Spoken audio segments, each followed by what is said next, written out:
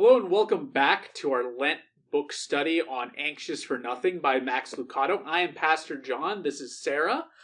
We are going to go ahead and continue on with chapter 9. So our first question today is, do you let your mind wander? And where does your mind go when you don't direct it? How do you feel afterward? Well, I let my mind wander all the time. What a surprise.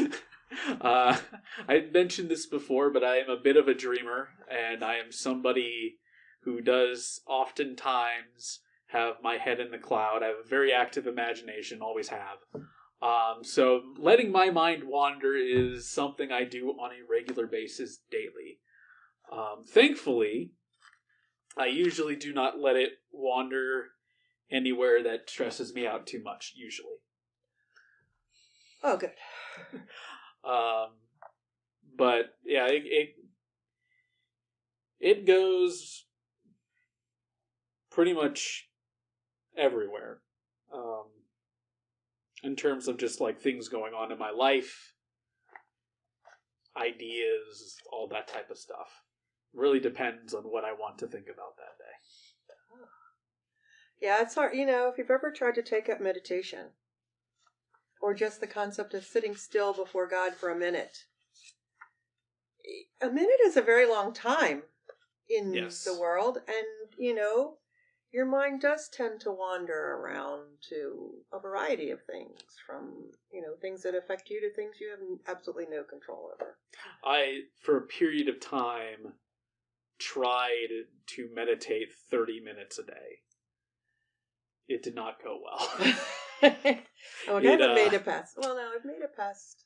Oh, I do use a guided meditation, but somebody tells me what to think about for this time. I tried practicing mindfulness for 30 minutes.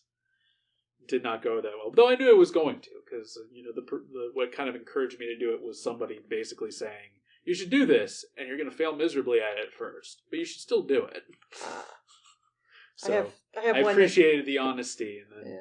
I do one that started out with a minute, and now I'm up to 10 minutes. But I'll never make 20 because I can't do 11. Like, I can't do a 10 and then a 1. I just, that 11th minute one is just like, And where does it go? Oh, lots of places. Undone laundry, dishes, What's for dinner, Just I forgot to do that at work today. All the tensions of just the day. Mm-hmm. So, with that being said, moving on to the next question, whom do you go to when you hear bad news? There's at least 3 people. So I have mine written down here in green highlighter. God, my spouse, and Mom. Very good. So honestly, the order for me would probably be Mom, my dad, and then God. I believe in that order. Usually. If I have a friend nearby me, sometimes that order gets changed. So, with that being said, and I hope that you at home can take some time to think about that. In fact, do so now. Yeah. Okay, so with all that being said, and with you having thought about that, where is God on that list? Number 1 for me, I have a little more experience in life than you do. So I've learned that God is always going to be there and ready to hear my response to this situation immediately. My spouse or my mom may not be in the same room with me, and therefore I can already immediately vent to God. So my answer was based off of the fact that usually, my initial reaction when bad news happens is to tell whoever's closest to me. So it does change. Like, if I'm by myself and I find out news, God is the first one I talk to. It's just generally, I'm able to kind of get in contact with my parents before anything else. And sometimes I'm contacting them because I am trying to figure out what to do. But, that's why I have that list. And I think that happens for a lot of people. I think for a lot of people, it is, hopefully God is in your top 3. And I think if God is in your top 3, you're good. But, when you hear bad news, your initial thought is usually go to somebody that, you'll feel kind of comfort with. Right. And hopefully God is one of those first people, but oftentimes you just don't think of it, which we shouldn't. Yeah, I mean, sometimes we think that, this bad news is because God isn't there, so maybe go talk to another person. But, the other part of this question is, what does where God falls on this list say about our ability to think about the way that God solves our problems or hears our prayers? If we haven't had a feeling like he's ever solved our problems, or we feel we're in one of those times when we're just praying hard and we're not getting any response, I mean, it's hard to go to God first. Right. Because you don't think he's there. Right. But God is no more than a breath away. Very true. Very true. So I'm going to go ahead and read two quick passages for us. The first is from Psalm 8.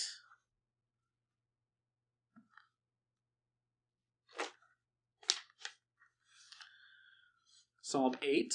O Lord, our sovereign, how majestic is your name in all the earth. You have set your glory above the heavens.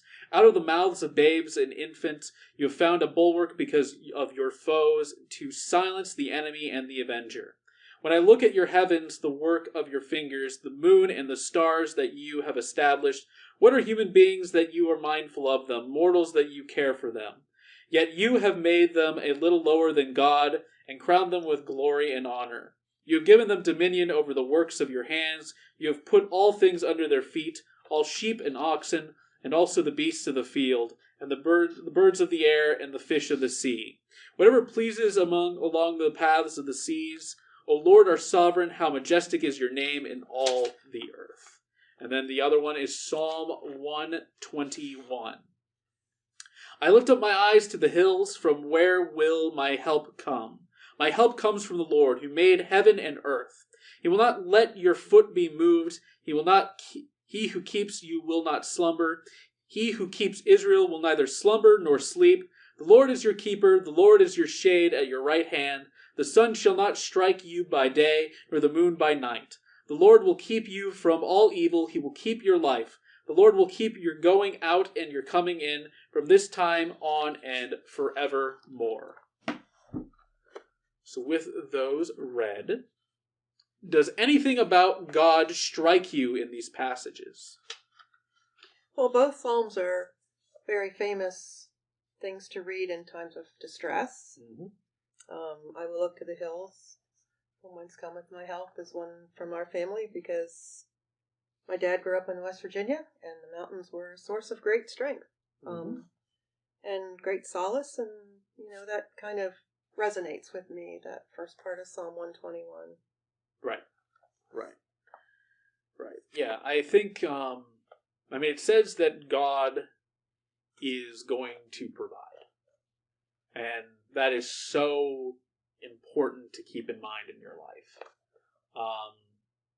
And that the Psalms, there's others that I can think of that have similar sort of messages. It's a very common theme within there, is of God providing in a situation, God reaching out and not abandoning his people. And we do count as those people. We are the branch grafted in. So these do apply to us. So with that said, often our views of our problems looms larger than our view of God.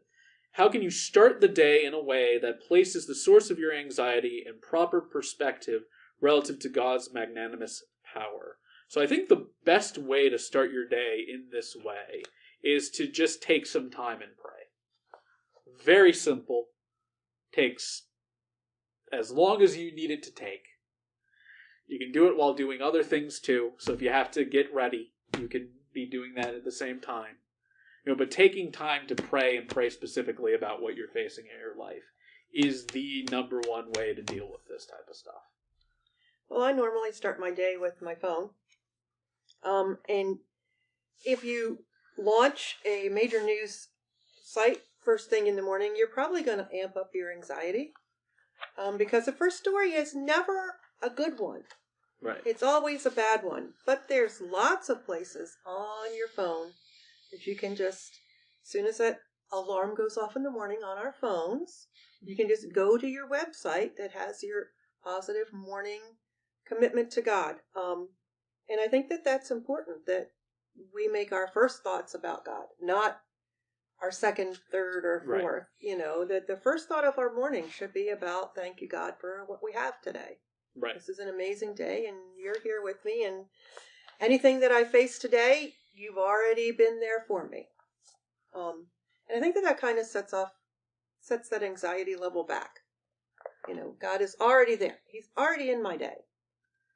Right. I mean, this is a hard thing to do, but if you are either not doing this right now for Lent, or are wanting something to have as kind of a challenge down the line, doing any kind of media fast, especially one where you're not looking at your phone for anything except for like important phone calls and those types of things. If you can, shut off your cell phone entirely, that's even better. Though I know some people nowadays in the world, some people you just can't because that's your phone. But if you're doing that, you would be amazed at how that has an impact on your life. I remember myself years ago, I did a fast for Lent where I stopped with social media. And since then, I have really not returned to it, especially Facebook. Facebook is something that I barely touch nowadays at all.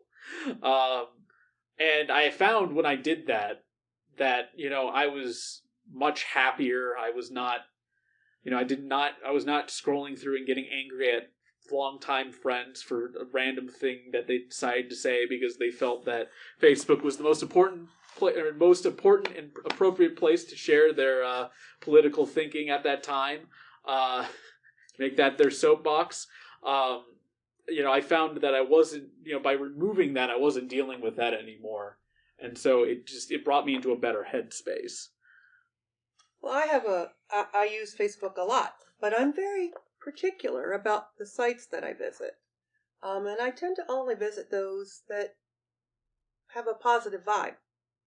I don't spend a lot of time in the ones where people are downgrading others for their political Right. thoughts or their religious thoughts or anything like that. I'm there to support people who need the support and then be supported when I need it. Right. So, there's a way to look at it. Now, you talked about fasting. When this airs, Lent will be over with. But that does not mean that we don't have to choose to fast. Fasting just means setting aside some time that we do one thing and setting it aside for God. Right. So you can fast at any time, and fasting can be anything from giving up a particular kind of food, which is why we frequently eat fish on Fridays, because we gave up meat for Fridays, and right. Many of us. But you could do a social media fast. My most successful fast I ever did was, I'm a huge book buyer, and I decided that instead of buying books for the month, Lent is about a month, 40 Right. days. I set the money aside that I would have spent on a book, and I gave it to charity at the end. And I was amazed at how much money I had to give for charity at the end. Right. So, fasting is a whole lot more than just doing without. You learn a lot about yourself when you fast. Yes. Maybe that should be our next study on fasting. Maybe. So I'm going to close with our meditation today, because it kind of leads into this how we deal with God all day. And it's written by Dietrich Bonhoeffer. He was a man who was vehemently against the Nazi Party and paid a price with his life. This was written by him in his first prison. O God, early in the morning I cry to you. Help me to pray and gather my thoughts to you. I cannot do it alone. In me it is dark, but with you there is light. I am lonely, but you do not desert me. My courage fails me, but with you there is help. I am restless, but with you there is peace. In me there is bitterness, but with you there is patience. I do not understand your ways, but you know the way for me. Father in heaven, praise and thanks be to you for the night. Amen. Amen.